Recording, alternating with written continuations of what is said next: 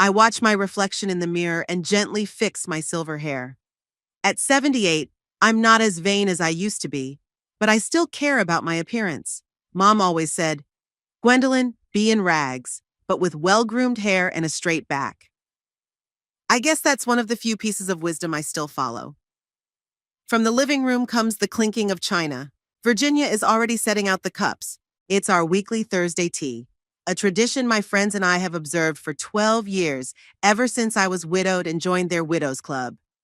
Gwen, the tea's getting cold, Beatrice called out to me in her sonorous, not at all old lady voice. I'm coming, I replied, taking one last look at my reflection. My apartment is small 2 bedrooms, a living room with a kitchen, and a tiny balcony where I grow spicy herbs and cherry tomatoes. But it's enough for me. After Archibald died 12 years ago, I sold our big house. Too many memories, too many empty rooms. It's cozy and bright and quiet here. Most importantly, it's my space where no one looks at me with poorly concealed irritation. I walk out into the living room where my friends Virginia Lancaster, Odette Harlow, and Beatrice Kemble are waiting for me. We call ourselves Brockton's old guard, fragments of the former elite of a small town we know like the back of our hands. Finally, exclaims Odette, the oldest of us. In her 80s, she has retained a remarkable clarity of mind and a sharp tongue. I thought you were inventing a new hairdo. Odette, you know Gwen can't go out in public without checking every strand. Beatrice winked at me, pouring tea into cups. Virginia, the most practical of us, is already arranging the blueberry pie she baked this morning on saucers. How's your back, Gwen? She asks, handing me the cup. You were complaining yesterday. Better, I nod, taking the hot drink. I put a heating pad on it at night like you suggested.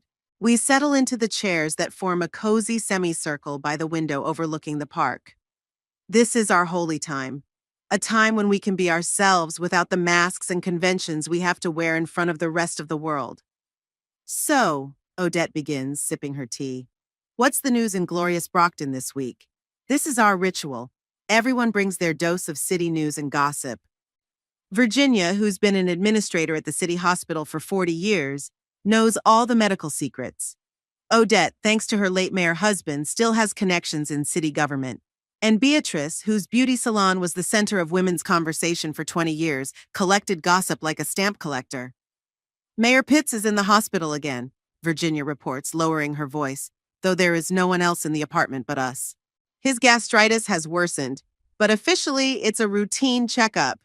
Not surprising, with his love of whiskey, Odette snorts. Speaking of booze, you know who's opening a new liquor store on Oak Street? Chris Donovan. Yeah, the same guy who swore 5 years ago that he was off the booze for good. And I hear the Morrison's daughter is pregnant, enters Beatrice, who loves family dramas. And the father doesn't seem to be the nice young man they pictured at Christmas. I listen to their chatter, smiling. To many, we're just grumpy old women with nothing better to do than wash other people's bones. But for us, it's a way to stay a part of city life, to feel the pulse of Brockton, even when our own families prefer to keep us at a distance. What about your sister-in-law, Gwen? Beatrice suddenly asks, turning to me. Still raising money for the poor kiddies? I sigh.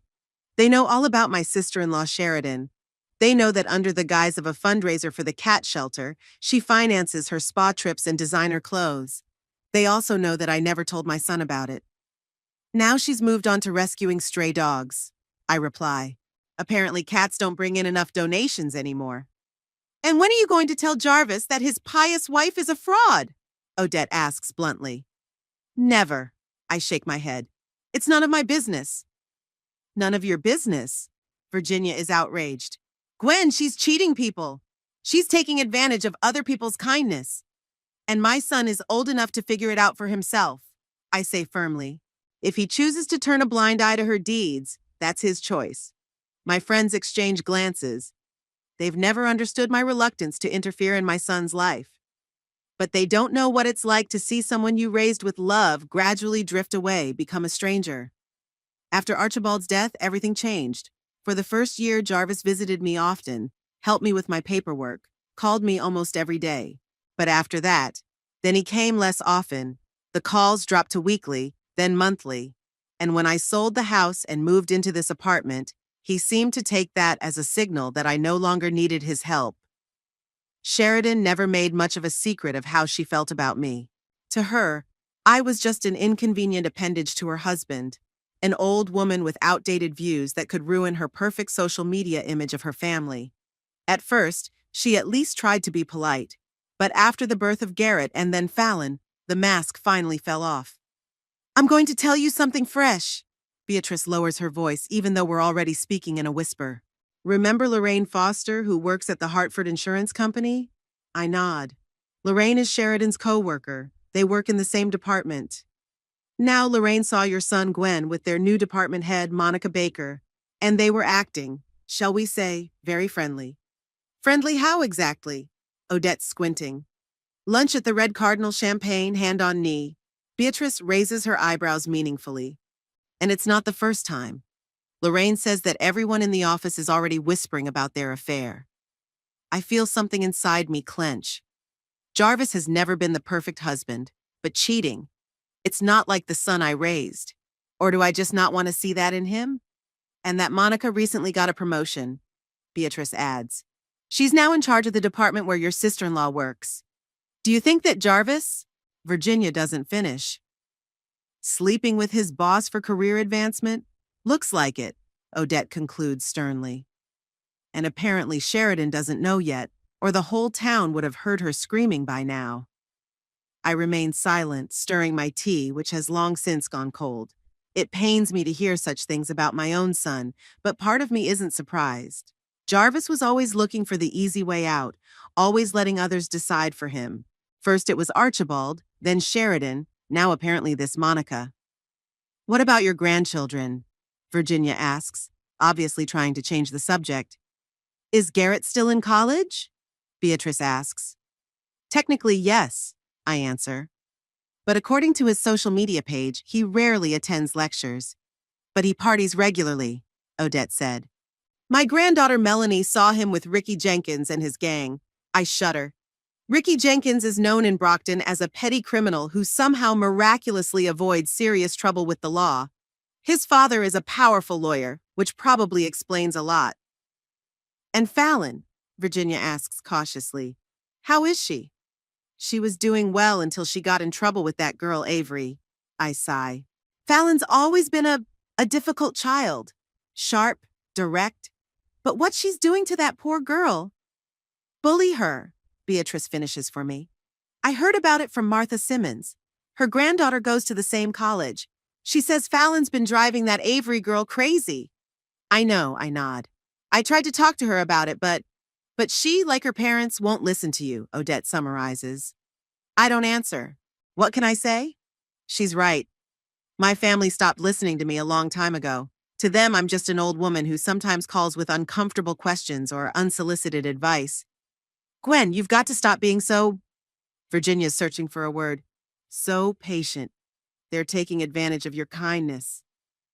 I'd say your weakness, Odette adds uncompromisingly. You let them wipe their feet on you. I just don't want a war, I replied tiredly. What's the point? They won't change anyway. But you could at least stand up for yourself, Beatrice says softly, covering my hand with hers. You deserve respect, Gwen. I'm about to answer when my phone rings. I see my son's name on the screen and involuntarily tense up. Jarvis calls so infrequently that every call he makes me anxious. Jarvis? I answer, trying to make my voice sound normal. Hi, Mom. My son's voice sounds unexpectedly cheerful. How are you? Fine, thanks. I notice my friends exchanging meaningful glances. Did something happen? Why is something wrong? He sounded annoyed. I'm just calling to see how you're doing. I'm not saying anything. We both know that's not true. Jarvis doesn't call just to see how I'm doing. Actually, he continues after a pause, Sheridan and I were thinking, we're celebrating Thanksgiving at home this year. It would be great if you could come to our place. I almost dropped my phone in surprise. I've never been invited to a family holiday party in the last 7 years. Jarvis usually called the day before or after the fact, explaining that they'd decided to have a small get-together or had gone to Sheridan's in-laws' house. Cell phone rings. Mom, Are you there? Asks her son impatiently. Yeah, I'm here, I answer, trying to gather my thoughts. I'm just surprised. Usually you celebrate without me. This year we want the whole family together. His voice sounds strained. Garrett and Fallon will be there and, well, it'd be great if you could come too. Thank you for inviting me, I say cautiously. Of course I'll come. Great! He exhales, clearly relieved. Thursday, about 3 o'clock? We're planning dinner for 5. Okay, I'll be there at 3. I still can't believe what's happening. Great. I'll see you Thursday then. He quickly says goodbye and hangs up without waiting for my response. I slowly put the phone away and look at my friends, who are eagerly waiting for an explanation. Jarvis invited me to Thanksgiving, I say, still stunned. For the first time in 7 years. Something's not right, Odette says immediately, narrowing her eyes. Why the sudden love? Odette! Virginia rebukes her. Maybe they're just trying to mend their relationship. In their family, Odette snorts. Do you believe that yourself? Maybe they want something, Beatrice suggests. Money or help with the kids? I shake my head. I don't have the kind of money they need, and I haven't spoken to my grandchildren in months. Then why? Odette persists. I shrug, feeling a strange mixture of hope and anxiety inside. I don't know, but I think I'm about to find out.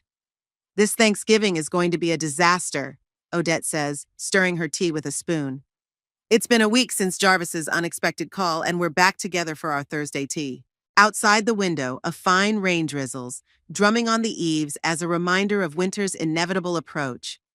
Thanksgiving is only 3 days away, and my thoughts keep returning to the upcoming visit. You're always so optimistic, Odette, Virginia said, smiling as she set the saucers of homemade apple pie on the table. I'm a realist, dear. Odette straightens her back. One thing I've learned in 70 years of being friends with men is that if they suddenly show interest, they want something. 70 years of friendship with men? Beatrice giggled. Is that what you call it now? Odette jokingly wags her finger at her. When you get to my age, you can call it whatever you want. I smile as I watch them argue. When you're in your 70s, you begin to appreciate these moments of carefree fun. They become rare, precious, like sunny days in November. Gwen, have you decided what you're going to wear? Virginia asks, bringing the conversation back to the upcoming holiday. My best funeral dress, Odette snorts before I can answer. Considering it's where the burial of her hopes for a normal relationship with her family will take place. Odette! Beatrice yells at her, but I can see the corners of her lips quivering. I haven't decided yet, I answer honestly. Maybe the blue one with the collar. Oh, the one we bought last year. Virginia perks up. It suits you very well. It emphasizes your eyes. And your figure, adds Beatrice. Show that sister-in-law of yours that at your age you still look better than she ever will. I shake my head. I'm not going to show anyone anything. I just want to get through this evening with as little damage as possible. Why did you agree in the first place? Odette asks, looking at me over her glasses. You could have made an excuse, I shrug. He's my son, Odette. No matter what. There's a pause. My friends know that behind those simple words lies a story of disappointment, of trying to mend relationships and drifting apart. Speaking of your son, Beatrice lowers her voice, though there is no one else in the apartment but us. I have news about his friendship with his boss. I tense involuntarily. It seems like after all these years of disappointment with Jarvis, I should be used to it, but every new slip-up feels like a fresh wound. Tell me. I take a sip of my tea, preparing for the worst. You remember Dorothy Parker? She works as a receptionist at the Red Cardinal? I nod. The Red Cardinal is the most expensive restaurant in Brockton, the place where business deals are made and romantic dates take place. Anyway, Dorothy tells me that your Jarvis and this Monica Baker of yours have booked a room at the restaurant's hotel for tomorrow. They're not even hiding, Virginia shakes her head. Do you think Sheridan knows? I think of my sister-in-law, the bossy, calculating woman who keeps the whole house under strict control. If she did, the whole town would have heard by now, I answer. Sheridan isn't the type to swallow hard feelings. I think back to the day I first suspected something was wrong. It was about 6 months ago. I happened to meet Jarvis at the mall. He was sitting in a cafe with a beautiful dark-haired woman, and their posture, the way she leaned toward him, the way he looked at her, read more than just a business relationship. When I asked him about it later, he laughed nervously and explained that it was a work meeting. I pretended to believe it. After all, what right did I have to meddle in his life? And speaking of Sheridan, Beatrice continued, did you hear about her latest charity scam? I sigh. What is it this time? She raised almost $3,000 to save a homeless animal shelter. Beatrice draws quotation marks in the air. And last week she was seen wearing a new designer coat and carrying a Prada bag. Maybe she earned it on her own, Virginia remarks, always willing to give a person a chance. Honey, Odette looks at her with gentle condescension. An accountant at a small insurance company can't afford a $1,000 bag, especially when her husband is already spending half the family budget on restaurants for his mistress.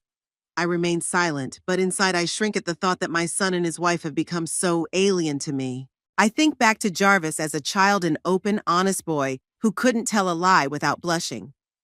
When did he turn into this man? The first warning signs came shortly after his marriage to Sheridan. She'd made it clear right off the bat that she'd be in charge of their home. At first, it even seemed like the right thing to do. My boy had always been too soft. He needed someone strong around him.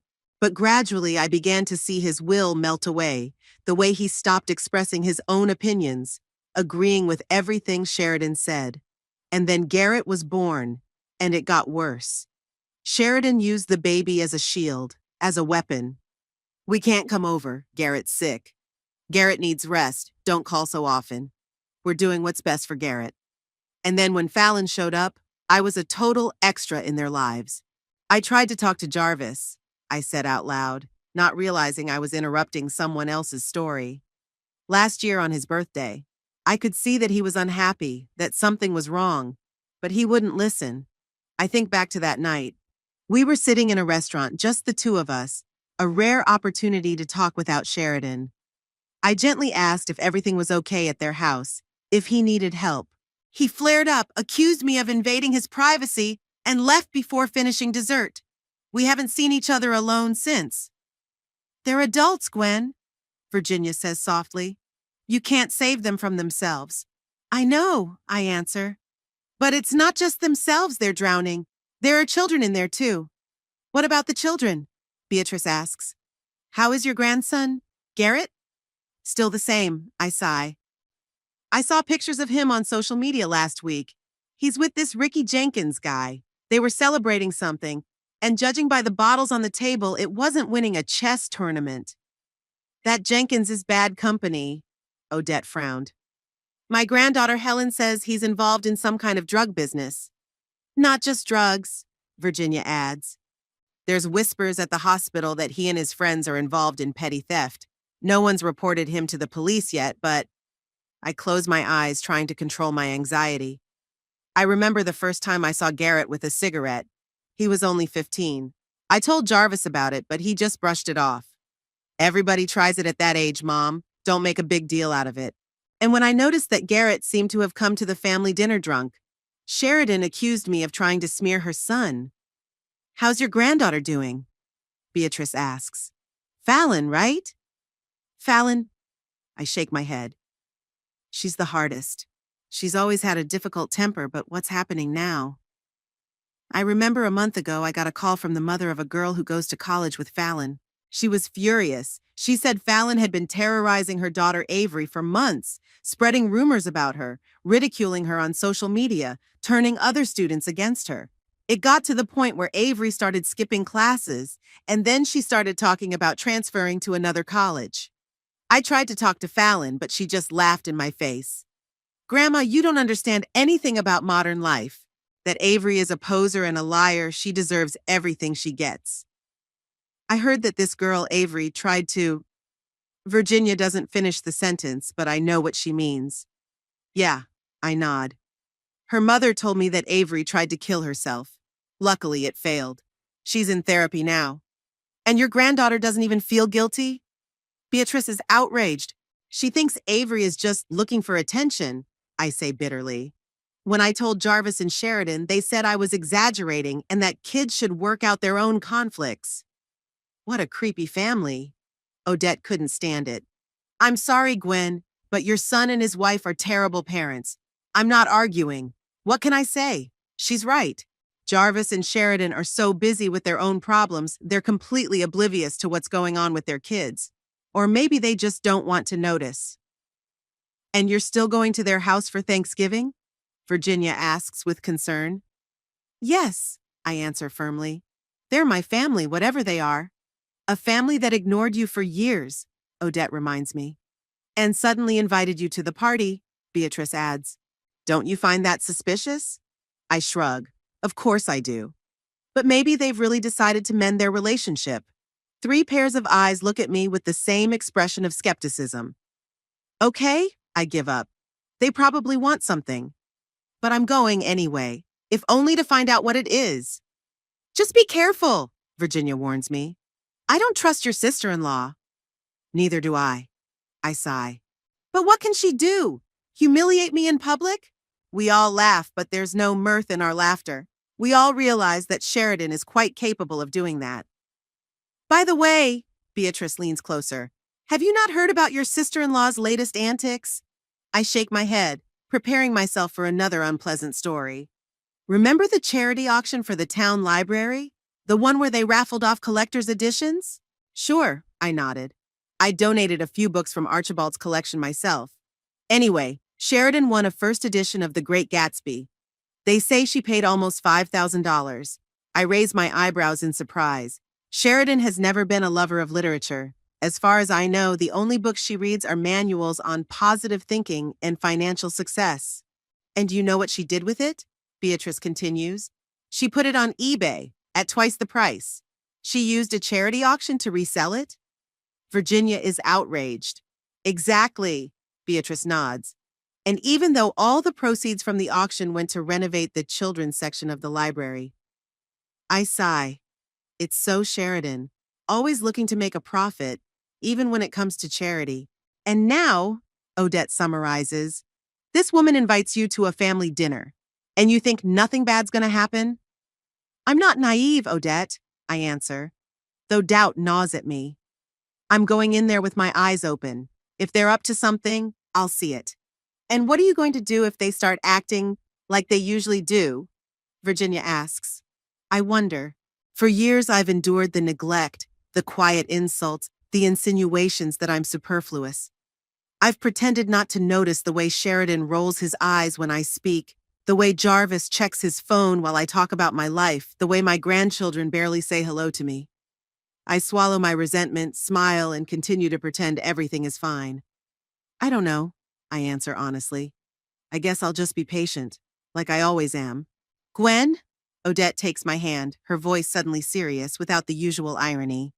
You're 78 years old. How much more are you going to put up with? I look at her, then at Virginia and Beatrice. In their eyes, I see genuine concern. These women know me better than my own family. They have been there for me in the most difficult moments of my life. When Archibald died. When I sold the house. When I worried about my son's estrangement. They have never betrayed me. Never pretended to listen when they were really thinking about something else. They are my real family. I don't know, I repeat quietly. But I guess everyone's patience has a limit. Even mine. That's good. Odette squeezes my hand. Because I have a feeling something's going to happen this Thanksgiving. And you need to be ready. For what? I ask.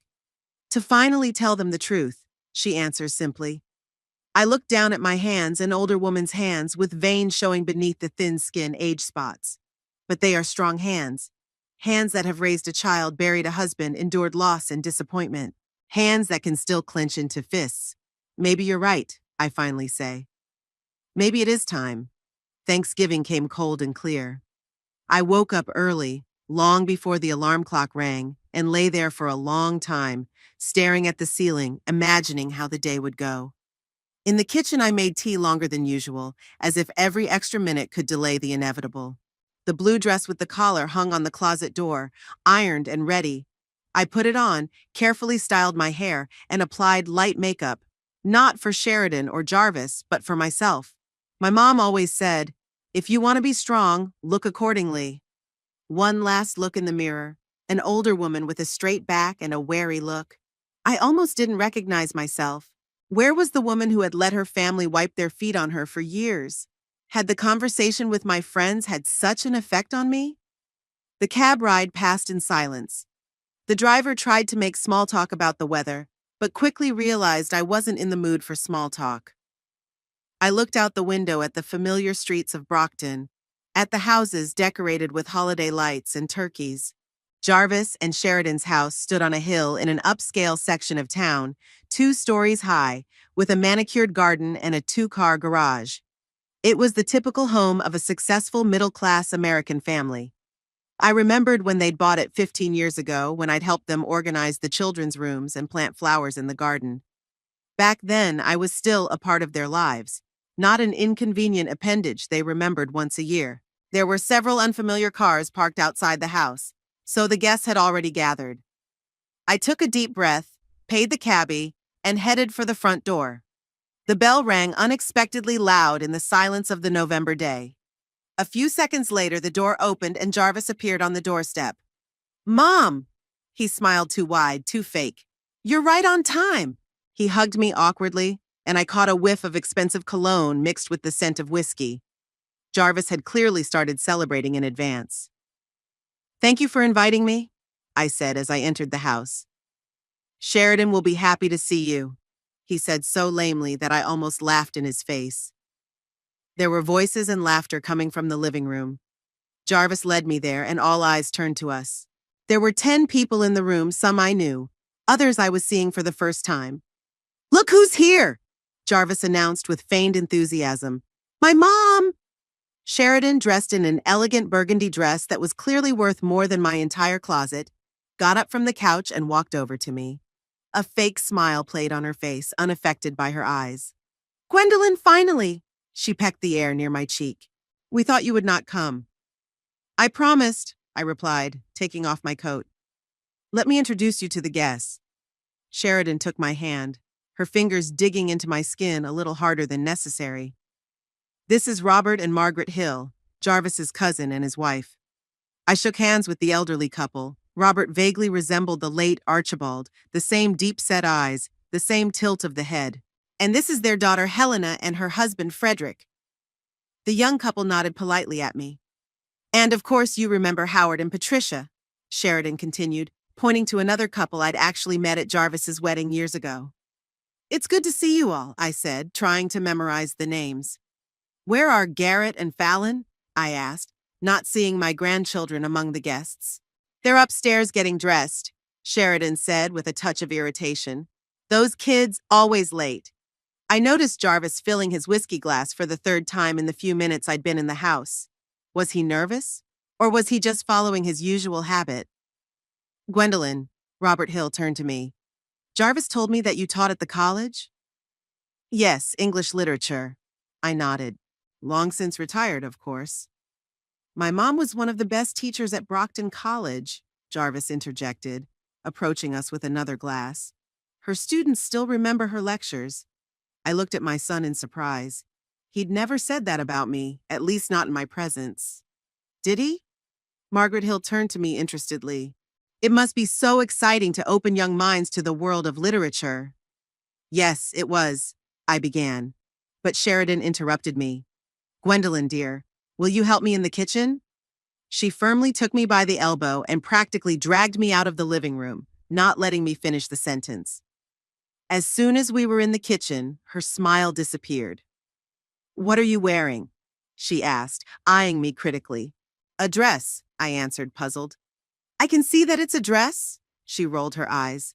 "But couldn't you have worn something a little more festive, less like dressing for a funeral?" I felt anger start to boil up inside, but I held it back. I thought blue was a neutral color, appropriate for any occasion. "It doesn't matter," she waved her hand. "Look, these people are very important to Jarvis. Robert Hill is a powerful man at the construction company where Jarvis works. He can help him get a promotion, so that's what this is about. They invited me here to impress Jarvis's boss. Of course they did. Happy family, 3 generations at the table, perfect Thanksgiving picture. So what do you want me to do? I asked you straight up. Just be normal, Sheridan replied. Don't talk about your weird hobbies or politics or anything that might seem outdated. And for God's sake, don't mention your girlfriends or your gossip. I held back a sharp remark that was about to roll off my tongue. So my life, my interests, my friends are all weird and outdated. I'll try to live up to your expectations, Sheridan, I said with a slight irony that she didn't notice, of course. Oh, good, she nodded, clearly not catching the sarcasm. Now take these hors d'oeuvres and bring them to the living room. She handed me a tray of canapes, turning me from guest to servant with a flick of her hand. When I returned to the living room, I saw that my grandchildren had joined the company. Garrett, a tall 22-year-old with carelessly styled hair, stood by the fireplace talking to Frederick. Fallon, a slender 19-year-old girl, sat on the couch, tucked away on her phone. Neither of them even looked in my direction. Here are the appetizers, I announced, setting the tray on the coffee table. Garrett glanced at me and nodded. Hi, Grandma. Fallon didn't even look up from her phone screen. Fallon, Jarvis called out to her. Say hi to Grandma. Hi, she mumbled, not looking up. What wonderful grandchildren you have, Patricia said, apparently trying to smooth over the awkwardness. Garrett, did Jarvis tell you that you're in college? Yes, law school, he answered with a slight smile that I'd never seen when he talked to me. Law school? Last I'd heard, he'd almost gotten kicked out of the economics department because of absences and failing grades. What about you, Fallon? Helena asked. I'm in psychology, my granddaughter answered, finally getting off the phone. Psychology? The girl who drove a classmate to attempt suicide is studying psychology? I watched in silence as my family turned into a magazine cover picture. Perfect parents, successful children, loving grandmother. It was all so fake it made my teeth clench. Dinner is ready, Sheridan announced, appearing in the doorway. Please join us. The dining room was tastefully decorated cream tablecloths, candles, fall flowers in a vase.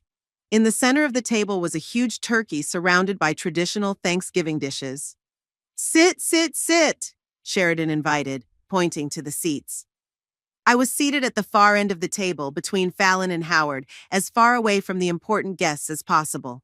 It was so obvious that I almost laughed. Jarvis, seated at the head of the table, made a short speech about family values and gratitude, and then began carving the turkey. I noticed his hands were shaking. You bet they were, after so much whiskey. The conversation at the table flowed smoothly, moving from one safe topic to another, the weather, sports, recent movies. Sheridan glowed as she talked about her charity work, how she raised money for homeless animals. That's so noble, Margaret marveled. It's rare to find people who are willing to help others unselfishly these days. I almost choked on my cranberry sauce. Selflessly? If only she knew where this money really goes. And you, Gwendolyn? Robert turned to me. What do you do in retirement? Do you have any hobbies? All eyes turned to me. I noticed how tense Sheridan. I read, walk a lot, go out with friends, I said carefully, mindful of my sister-in-law's warning. Mom has a hobby club, Jarvis cut in. They get together once a week and they discuss books and stuff like that. It's not really a social club, I corrected him. Just get-togethers with old friends. Oh, that's nice, Helena said. Like tea parties? Exactly, I nodded. We drink tea and talk. And gossiping, Sheridan said suddenly, laughing loudly. Those old ladies know everything about everyone in Brockton. Her laughter sounded fake, almost aggressive.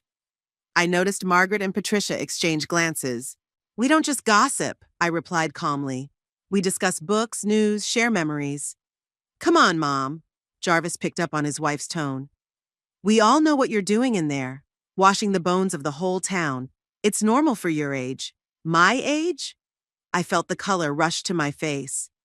At her age, a lot of people don't remember where they are, Sheridan added, addressing the guests as if I wasn't at the table. And Gwendolyn is still quite functional. There were unsure chuckles. I noticed Robert and Margaret glance over with obvious disapproval. Functional? I interjected, raising an eyebrow. Interesting choice of words, Sheridan. Well, you know what I mean. She waved her hand.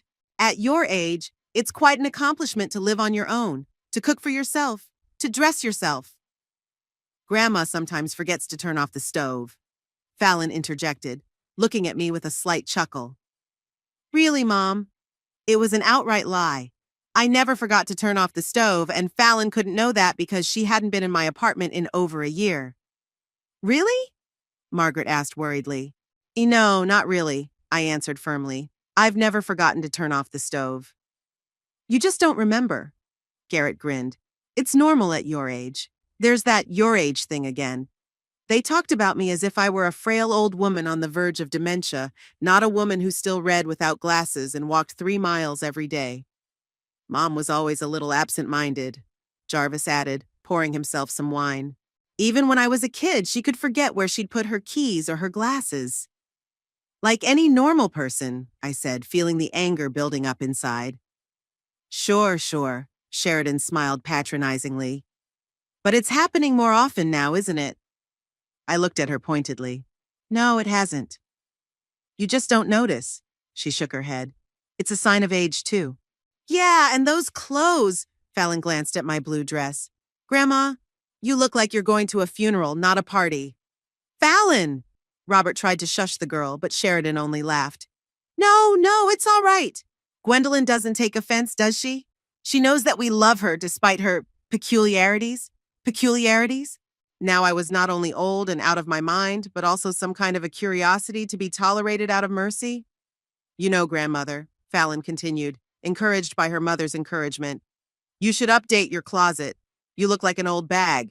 Fallon! Robert tried to intervene again, but now Jarvis joined in the fun. Let it go, Robert, he said with a wave of his hand. Mother knows we're joking. She likes to be teased, don't you, Mom? No, I didn't. I never liked being humiliated, especially in front of other people. But for years I kept quiet, smiled, and swallowed the insults because I didn't want scandals. I didn't want to lose touch with my son and grandchildren. You know what the funny thing is? Sheridan continued, addressing all the guests. Gwendolyn thinks she can still give us advice on how to live. Can you imagine? A woman who can't remember where she put her glasses wants to teach us how to raise children. Everyone laughed except Robert and Margaret, who looked increasingly uncomfortable. And remember when she tried to teach Garrett how to play chess? Jarvis picked up on that. And forgot the rules in the middle of the game? That was a lie. I've never forgotten the rules of chess. I've played it all my life and even won university tournaments when I was young. And how she once came to us wearing 2 different shoes, Fallon added, and everyone laughed again. Another lie. I never left the house unkempt. I sat there feeling every word, every laugh stabbing into me like a knife. They talked about me like I wasn't even there, like I was some funny pet to make fun of. Anyway, Sheridan summarized, wiping away tears of laughter. We keep Gwendolyn to ourselves because she's family after all, but sometimes it's a real challenge. A test? I was a test for them? Something inside me broke. The thin thread of patience that had kept me from confrontation for years was suddenly severed. You know, I said quietly but clearly, and all conversation at the table instantly died down. I do gossip a lot with my girlfriends. Sheridan smiled victoriously, obviously thinking that I recognized that she was right. We know a lot of interesting things about everyone in Brockton, I continued, looking directly at her. Like how some people raise money for charity and then spend it on designer handbags and spa trips. Sheridan's smile froze. Or how some men cheat on their wives with their bosses in hopes of getting a promotion. I shifted my gaze to Jarvis, who turned pale and set his wine glass aside. Mom, what are you... He started, but I didn't let him finish. Or about how some young men participate in store robberies with their hooligan friends. I looked at Garrett, who was frozen with a fork in his hand.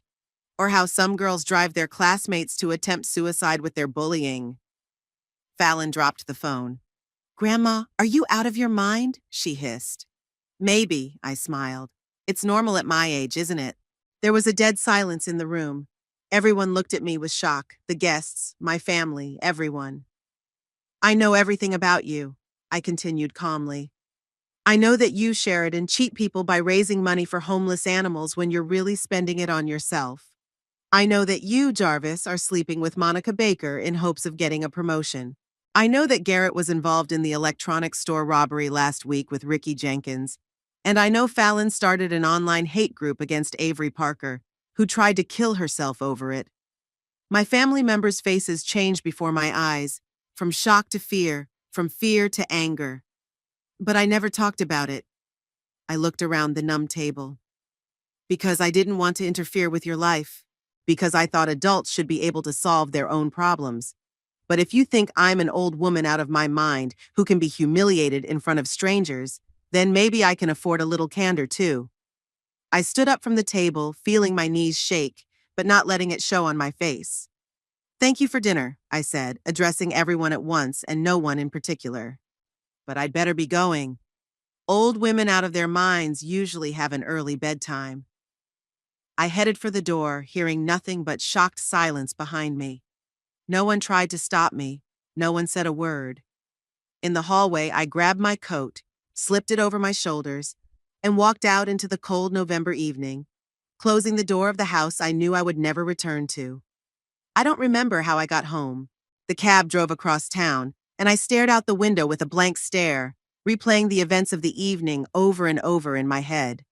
The shocked faces, the sepulchral silence, the sound of the door closing, it all haunted me like images from a movie I didn't want to watch. The apartment was dark and quiet. I didn't turn on the light, just sat in the chair by the window and stared out at Brockton at night, the lights twinkling.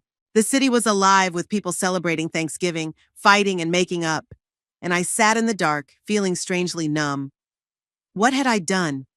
The question throbbed in my head like a painful boil. Had I permanently ruined my relationship with my only son? Had I lost my last connection with my grandchildren? Did I have the right to say all this, even if it was true? My thoughts were interrupted by the doorbell. There they were, my friends, all three of them with worried faces and a bag with a bottle of wine sticking out of it. We were worried, Virginia said, hugging me. We called you, but you didn't answer. I turned my phone off, I admitted as I let them into the apartment. You did the right thing, Odette nodded, walking into the living room. From the look of you, it didn't go very smoothly. You could say that, I smiled weakly. Beatrice was already in the kitchen, pulling out glasses and opening wine. Tell me, she demanded, pouring the dark red liquid into glasses.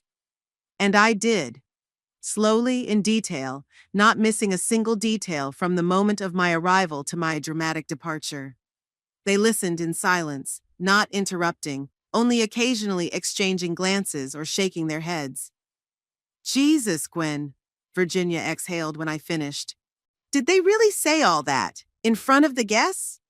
Every word. I took a sip of wine. It was tart and warm, like a hug from an old friend. And you fought back.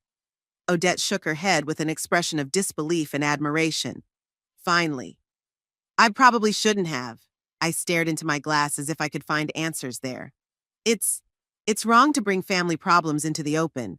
Is it right to humiliate your elderly mother in front of strangers? Beatrice snorted. No, dear, you did exactly what needed to be done. But I ruined Jarvis's family. I said it out loud, and I felt hurt by my own words. You didn't destroy anything, Virginia said firmly. They destroyed their own family with their lies and deceit. You just ripped the mask off their hypocrisy. I wanted to object, to say that it wasn't that simple, that I should have held back, kept my mouth shut, put up with it like I'd been doing for years. But I couldn't. The phone, which I finally turned on, rang. Jarvis, I showed the screen to my friends. Answer it, Odette nodded. Let him speak. I took a deep breath and accepted the call, putting it on speaker. Gwendolyn Prescott here. My voice sounded surprisingly calm. What the hell did you do? Jarvis's voice, on the contrary, shook with rage. In the background, I could hear yelling. It sounded like Sheridan was arguing with someone. I don't know what you're talking about. I glanced at my friends, who were leaning forward, eagerly listening to the conversation. You don't! He was almost shouting. You ruined my family! Sheridan wants a divorce. Robert canceled my promotion. The kids are hysterical. All because of your filthy fabrications. Fictions? I felt the anger rising inside me again. Are you sure, Jarvis? Of course I am. He put the receiver away for a moment, and I heard a muffled, No, darling, I never... It's all lies. My mother is out of her mind. So you're not sleeping with Monica Baker, I said in a steady voice. No, he almost shrieked. Of course not. And you didn't meet her in the hotel room at the Red Cardinal last night? There was a pause. It was a business dinner. His voice suddenly became uncertain. In a hotel room? I raised an eyebrow, though he couldn't see it. Where did you? He paused. Who told you? I have my sources, Jarvis. I looked at my friends, who applauded silently. And I can provide proof of everything I said at dinner. Photographs, testimonies, documents, if you insist, of course. Silence again, then the sound of the door slamming shut. Obviously, he'd moved to another room, away from his scandalized wife. Listen, Mom. His voice changed, became pleading. I don't know where you got all this from, but you have to fix it. Call Sheridan, tell her you made it all up, that it was a joke, senility, whatever. Senile senility? I felt myself starting to boil again. You mean that while you were humiliating me in front of the guests, I was quite sane, but when I told you the truth, I suddenly became senile? That's not what I meant, he said hurriedly, as if he was afraid I'd hang up. It's just, you don't understand what's at stake. My career, my marriage, my children's future. You put it all on the line when you started lying and cheating and covering up for your children's misdeeds. I was adamant. I'm not going to deny anything, Jarvis. I told the truth and you know it. Mom, please, he was really begging now. Yeah, I'll do whatever you want. I'll visit you more often. I'll bring the kids. Even Sheridan will. I don't need handouts, Jarvis, I interrupted him. And I don't need a family that only comes to me because of blackmail. For years, you've treated me like a burden, like an annoying old woman to be put up with out of charity. And today you showed your true colors. It was just a joke, he tried to justify himself. We didn't mean to offend you. No, Jarvis, it wasn't a joke. Jokes are funny. What you did was bullying, and I'm not going to take it anymore. Silence again, then a quiet, almost whisper. What are you going to do? Tell everyone? Embarrass us in front of the whole town? No, I shook my head, though he couldn't see it. I'm not going to do anything. This is your problem, and you have to deal with it yourself. I'm not interfering in your lives anymore. But you've already interfered. He raised his voice again. You've ruined everything. No, Jarvis, I said quietly but firmly. You ruined everything. Your lies, your betrayal, your weakness. And now you have to live with the consequences. I heard him breathing heavily into the receiver. You're going to regret this, he finally said in a threatening tone. Maybe, I agreed. But not tonight. And I hung up the phone, feeling strangely relieved, as if I'd shed a heavy weight I'd been carrying for years. Bravo, Odette exclaimed, raising her glass. To Gwendolyn Prescott, who finally said everything she thinks.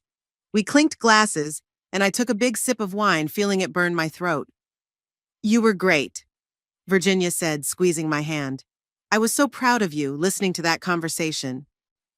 I wonder what's going on at Jarvis's house right now, Beatrice said thoughtfully, filling the glasses a second time. I pictured the scene. Sheridan yelling at Jarvis, accusing him of cheating on her. The guests hurriedly gathering, trying to slip away from the family scandal. Garrett probably running out of the house to meet his dubious friends.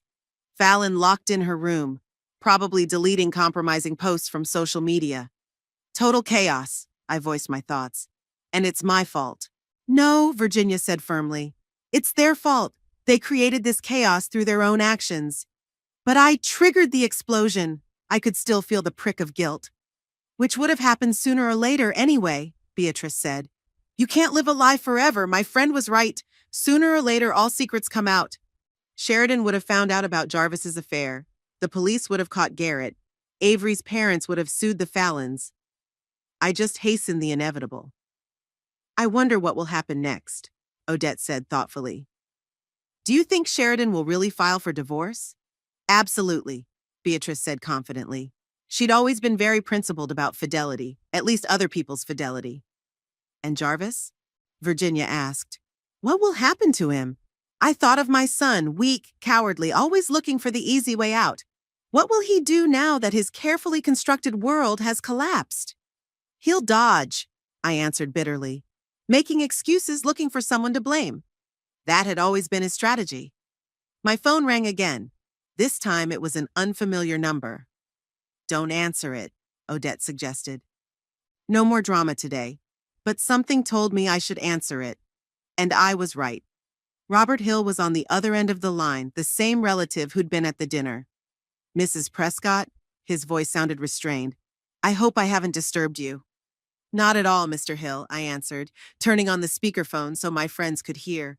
To what do I owe this late call? I wanted to apologize for what happened today, he said. The way you were treated. It was unforgivable. I didn't expect it. I thought he'd blame me for ruining the evening, for creating a scandal.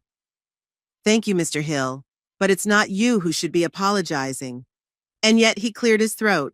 I was also wondering, what you said about Jarvis and Monica Baker, is it true? I hesitated.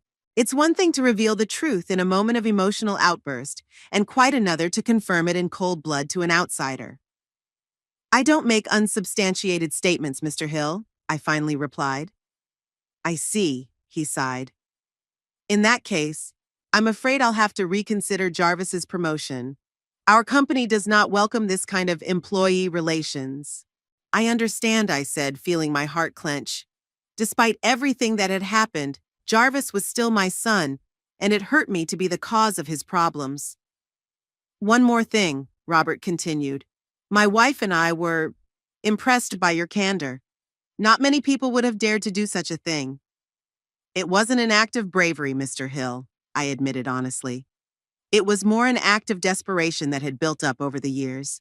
Anyway, his voice grew warmer. We'd like to invite you to dinner soon, without other family members. The suggestion took me by surprise. That's very kind of you, I said. I'll think about it. After the conversation with Robert, my friends and I sat in silence, digesting what had happened. You seem to have made an impression on this Robert, Beatrice said with a slight smile. And robbed Jarvis of his promotion, I added bitterly.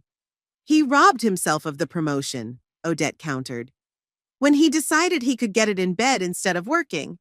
I knew she was right, but I still felt like a traitor. A mother's instinct to protect her child, even an adult, even a wronged one, isn't easily stifled. My phone rang again. This time it was Sheridan. I hesitated but answered. Are you happy? She asked without preamble. Her voice was hoarse, like she'd been screaming for a long time. You ruined my family! Hello, Sheridan, I said calmly. I didn't destroy your family. I just told the truth. The truth? She laughed bitterly. You called me a thief in front of all our guests. I said you were using the money raised for charity for your own personal use. I corrected her. That's not true? It's none of your business, she was almost shouting. You had no right to interfere in our lives, just like you had no right to humiliate me in front of the guests. I remained calm. But you did. She was silent for a moment, apparently not expecting that answer.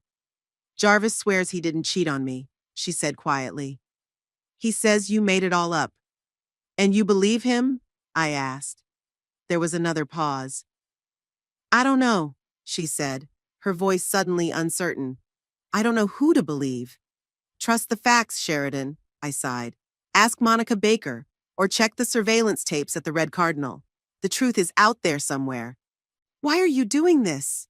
She sounded almost confused. Why are you ruining our lives? I'm not ruining your life, Sheridan, I said softly. I just stopped letting you ruin mine. She inhaled sharply, as if she was going to say something else, but she changed her mind and hung up. Well, that was intense, Virginia commented, pouring us more wine. They're all in shock, Beatrice remarked. They did not expect that quiet, submissive Gwendolyn suddenly turned into a whistleblower. They thought they could forever humiliate you with impunity, added Odette. And you showed them that it is not so. I looked at my friends, these amazing women who had supported me all my life, and I felt a surge of gratitude.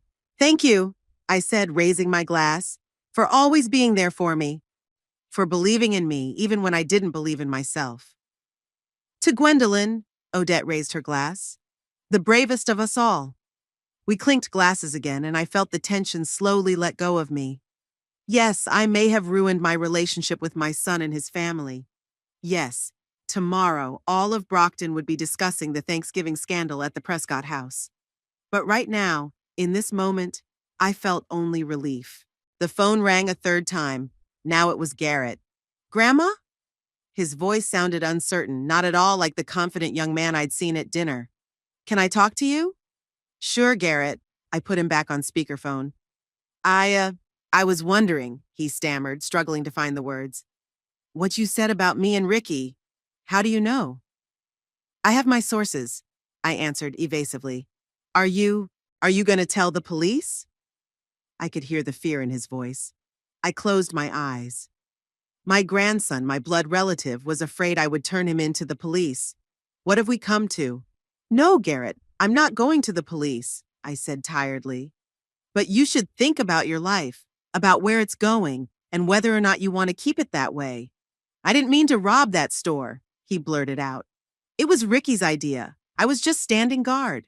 But you were there. I didn't ask, I asserted. You were an accessory. Yes, he sighed. I was. Why, Garrett, I asked. Are you short of money? Are you in trouble? No, it's just... He hesitated.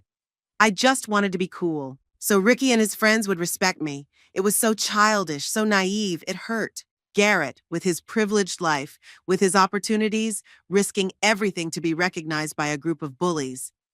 Real respect, Garrett, I said softly, is earned not by crime, but by deeds, honesty, hard work, integrity.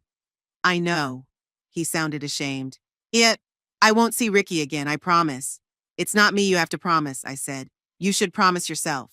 After Garrett and I talked, we sat in silence, each of us absorbed in our own thoughts. I thought about my grandson, about how easy it was for young people to lose their way, and how hard it was to get back on the right path. At least Garrett seems to have realized his mistake, Virginia said at last.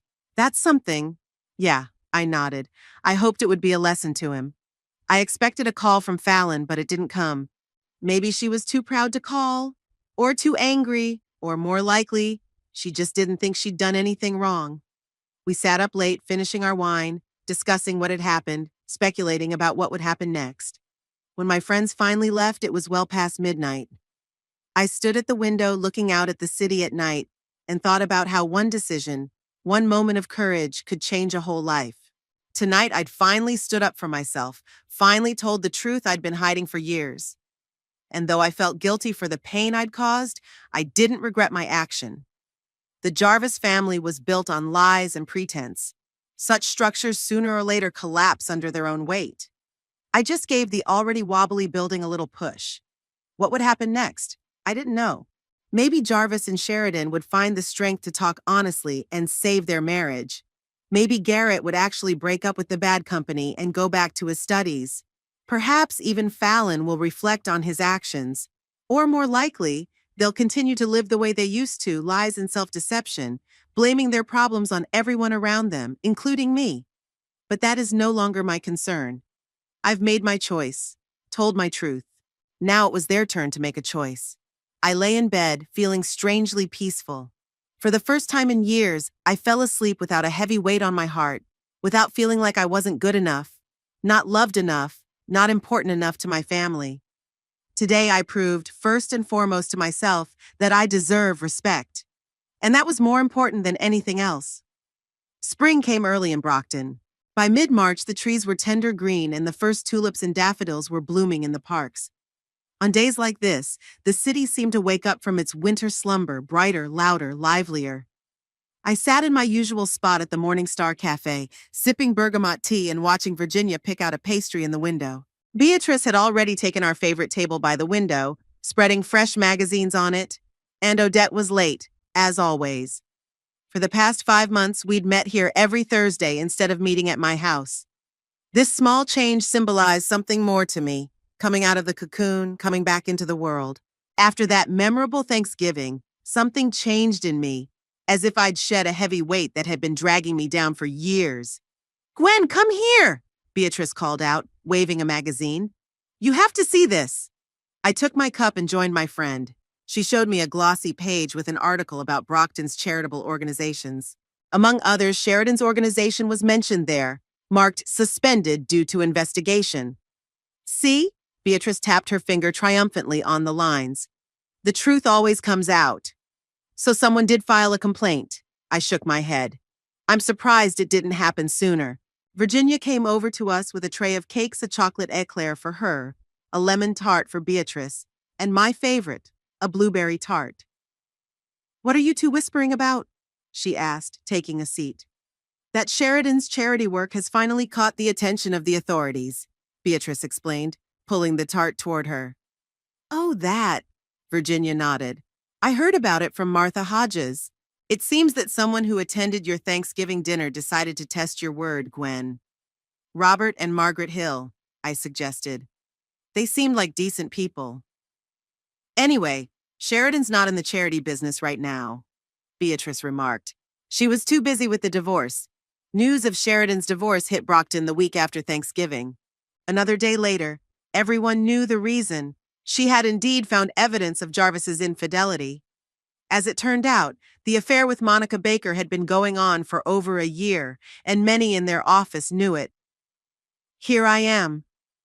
Odette appeared in the doorway of the cafe, elegant as ever, wearing a light gray suit and a bright scarf around her neck. Sorry I'm late, but I had some news worth checking out. What news? Beatrice, always hungry for fresh information, perked up. Odette sat down, ordered her usual decaf, and leaned toward us. Jarvis lost his house, she reported quietly. The bank took it away for non-payment of the mortgage. I felt something clench inside. Despite everything that had happened, it was a heavy blow to know your son was homeless. Are you sure? I asked. Absolutely, Odette nodded. My niece works at that bank. They tried to negotiate with him, offered to renegotiate the terms, but he just stopped answering their calls and letters. And where does he live now? Virginia asked with concern. He's renting an apartment on the outskirts of town, Odette answered. Pretty modest from what I'd heard. I remained silent, digesting the information. After Thanksgiving, events had moved quickly. Sheridan had filed for divorce within a week, and Jarvis had lost his job shortly thereafter. The company didn't want the scandal of his affair with his boss to tarnish their reputation. Monica Baker was fired, too. Last I heard, Jarvis was trying to find a new job, but his reputation in the Brockton construction industry was irreparably damaged. What about the kids? I asked. Garrett and Fallon? Garrett, as far as I know, is still living with his mother, Beatrice said. After he was expelled from the university, he got a job at an electronics store. An honest job, which isn't bad. Garrett was expelled shortly after we talked that night. Turns out, not only had he been skipping classes, but he'd been caught trying to hack into the college's computer system to change his grades. I didn't know if he was in contact with his father or Ricky Jenkins. I hope not, at least not with the latter. And Fallon? I asked with particular interest. How is she? My friends exchanged glances. Well, you'd better tell me about that. Virginia smiled. You were the last person to see her. I nodded. Fallon was the only family member I'd kept in touch with since that Thanksgiving. She'd come to my house in early January, frozen to the bone, with a backpack over her shoulders and eyes full of tears. Grandma, she said then, standing on the doorstep, I've made a terrible mistake. I need your help. It turned out that after Thanksgiving, Fallon began to rethink her life. My telling her that she had driven a classmate to attempt suicide made her realize the seriousness of her actions. She went to the hospital where Avery was lying and tried to apologize. Of course, they wouldn't let her in, but the very fact that she tried was telling. Then, when the divorce proceedings began, Fallon found herself between two fires. Her mother turned her against her father. Her father accused her mother of all sins. Eventually, she ran away from home and came to me. Fallon is doing well, I told my friends. She's found a job at the library, is still in night college, and even started volunteering at a real animal shelter. And she's still living with you? Odette asked. Yes, but only until summer, I smiled. We agreed that as soon as she saved enough money, she'd get her own apartment. I'll help her with the down payment, but after that, she'll manage on her own. And how are you two getting along? Beatrice asked. Isn't it hard? I wondered. It wasn't easy at first. Fallon was used to a certain level of comfort, to having someone else take care of the household problems. She didn't know how to cook, do laundry, plan a budget, but she was a quick learner and, more importantly, really wanted to change. We set clear rules from the beginning, I explained. She pays a small rent, participates in household chores, and follows a regimen. No parties, no shady friends. In exchange, I help her with her studies and give her advice when she asks for it. And she follows those rules? Odette asked skeptically. Surprisingly, yes, I nodded. I think she really wants to change her life. I even helped her write a letter of apology to Avery. I don't know if Avery has forgiven her, but the fact that Fallon has realized her guilt means a lot. You're an amazing woman, Gwen, Virginia said, squeezing my hand. After everything that's happened, you still have the strength to help your granddaughter. She's the only one who's truly apologized, I shrugged, and the only one who's really trying to change. And Jarvis? Beatrice asked. Has he tried to contact you? I sighed. Jarvis had called me several times after that night, but I hadn't returned his calls. Then came the letter, a long one, full of self-justification and accusations against me. I read it once and threw it away. But 3 weeks ago, he showed up on my doorstep, gaunt, with bags under his eyes and the smell of cheap alcohol. He came to see me at the end of February, I said quietly. He asked for money. And did you give it to him? Odette asked, though her tone made it clear she already knew the answer.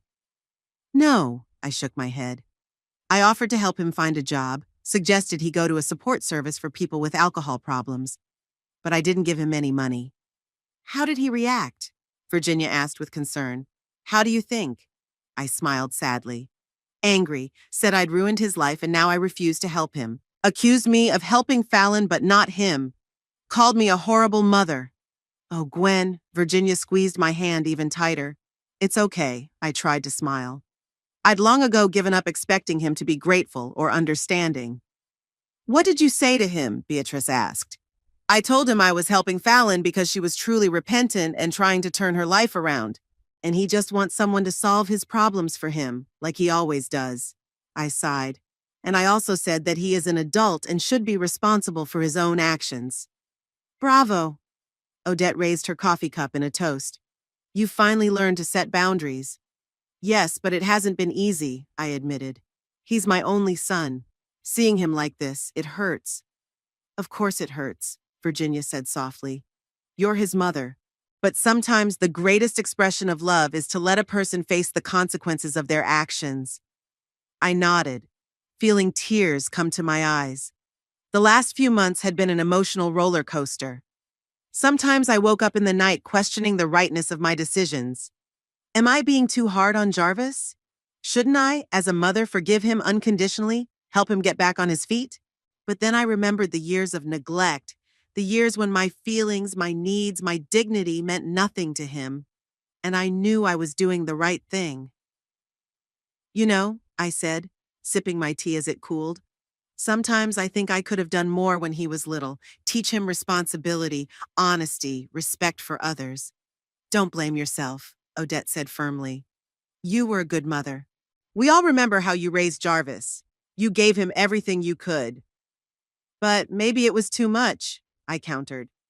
Maybe I spoiled him too much, protected him too much. Archibald always said I didn't let the boy face difficulties. You did what you thought was right at the time, Virginia said. We all make mistakes. The important thing is to learn from them. And you are learning, Beatrice added. Look at what you're doing with Fallon helping her, but setting boundaries, letting her work out her own problems. I smiled, remembering teaching Fallon how to make lasagna from Archibald's recipe last night. She had been so serious, carefully recording every step, asking questions. At times like that, I saw in her a glimmer of the sweet girl she'd once been, before Sheridan had begun molding her in her own image. Speaking of Fallon, Odette said, how was she dealing with her parents getting divorced? It was hard at first, I admitted. She cried a lot, blaming her father, her mother, herself. But gradually she began to realize that their marriage was unhealthy long before that Thanksgiving. I think now she's just trying to move on. Does she communicate with her parents? Beatrice asked. With Sheridan sometimes on the phone, I answered. Not with Jarvis. She says she's not ready to see him since he started drinking. What about Garrett? Virginia asked. They've met a few times. I smiled. You know what's amazing? This situation seems to have brought them closer together. They hardly ever talked to each other before, but now they support each other. Well, at least something good came out of the whole thing, Odette said. A lot of good, I countered. Fallon's changing for the better. Garrett seems to be on the mend too. Sheridan isn't fooling people with his phony charity work anymore. And I stopped searching for words. And you're finally free, Virginia finished for me. Yes, I nodded. Free from guilt, from always trying to please people who didn't care about me. Free to be myself. How does that freedom feel? Beatrice asked with a smile. I wondered, how can I describe this feeling of lightness that I had been experiencing for the past few months? Like a heavy weight had been lifted off my shoulders that I'd been carrying for so long that I'd almost stopped noticing it. You know, when Archibald and I were first married, we used to go swimming at Crystal Lake, I began, remembering those distant days. And there was a time when I'd swim far enough out, lie on my back, and just let the water hold me. The sky above my head, the silence around me, and that feeling of weightlessness. That's what it feels like. That's a beautiful comparison, Virginia said fondly. And now what? Odette asked. What are your plans? I smiled. Plans. Once my only plan was to live to see another day without feeling completely unwanted and unloved. Now, Fallon and I were talking about going to the seaside this summer, I said, after she moved into her apartment. Just a little vacation, a week at the coast. That sounds wonderful, Beatrice agreed. And I'm thinking of going back to teaching. I felt myself blush, as if I'd confessed something indecent. Not full-time, of course. Maybe I could teach a literary class at the local library or give private lessons. That's a great idea, Virginia exclaimed. You've always been a great teacher. And, you know, I lowered my voice as if sharing a secret. I've started writing. Writing? Odette interjected. What kind of writing? Memoirs. I shrugged. Nothing much. Just stories from my life. Thoughts, memories. Not for publication, of course, just for myself. And maybe for Fallon, so she knows what our family used to be like. It's beautiful, Gwen, Beatrice said with genuine admiration. You always expressed yourself so beautifully. We sat in the cafe for a long time, discussing my plans, the city news, the latest books we had read. The usual conversation of ordinary old women, but it meant so much more to me. When we finally got ready to leave, Odette stopped me at the door. Gwen, she said seriously, I want you to know that we're all proud of you. What you did on Thanksgiving took tremendous courage, and the way you're doing it now is incredible. Thank you. I felt the tears come to my eyes again, but I couldn't have done it without you. Nonsense, Odette said with a wave of her hand. You were always stronger than you thought you were. It's just that now you finally realized it. We hugged goodbye and I went home, where Fallon was waiting for me with a story about her day at work and a new recipe she wanted to try. On the way out, I thought about Odette's words. Was I really strong? Or had I just gotten to the point where I couldn't take it anymore? Probably both. I thought about Jarvis, about how he'd looked the last time we'd met, lost, angry, scared. Part of me still wanted to protect him, to save him, like when he'd fallen off his bike as a child and I'd rushed to him with band-aids and kisses. But he's not a child anymore. And sometimes the greatest expression of love is to let a person find their own way, even if that way is difficult. I felt sadness thinking about my son, about how our relationship had turned out. But I didn't feel regret. I had done what I had to do, for myself, for my dignity, for my life, and life went on. Not perfect, not cloudless, but my own. A life in which there was now no room for those who didn't respect me, didn't appreciate me, didn't love me. And there was a sad but necessary truth in that.